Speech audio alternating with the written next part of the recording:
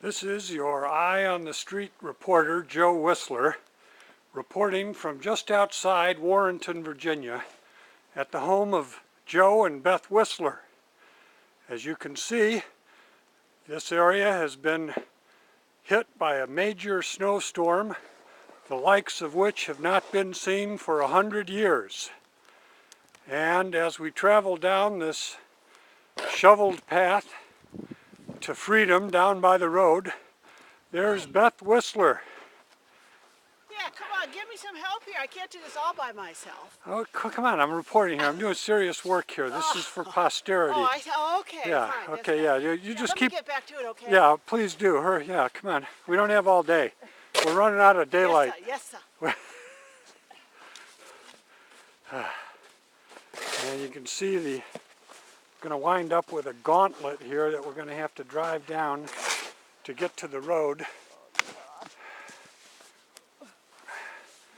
And you can see Beth is shoveling the proper way, using her body as a lever on the shovel so as not to injure her back, so she can get the maximum effort put into each shovelful. And she's doing it just right, just right. Thanks, babe. I appreciate your photocopy. Good job there. Thank you. Okay, and there's the house, which is snow covered, and the front walk is, I don't know if you can even see, it's so white, it's difficult to see any contrast. You can see the lamp post has snow about halfway up, and as we pan around back down towards the driveway, we can see that Beth is making slow but steady progress. You know, if I didn't have my gloves on, and if this wasn't going to be seen by my parents, I might be giving you something here. Ooh.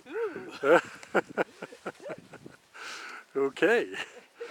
Well, this is your Eye on the Street reporter, Joe Whistler, live from just outside Warrenton, Virginia, where we're still dealing with the blizzard of 2010.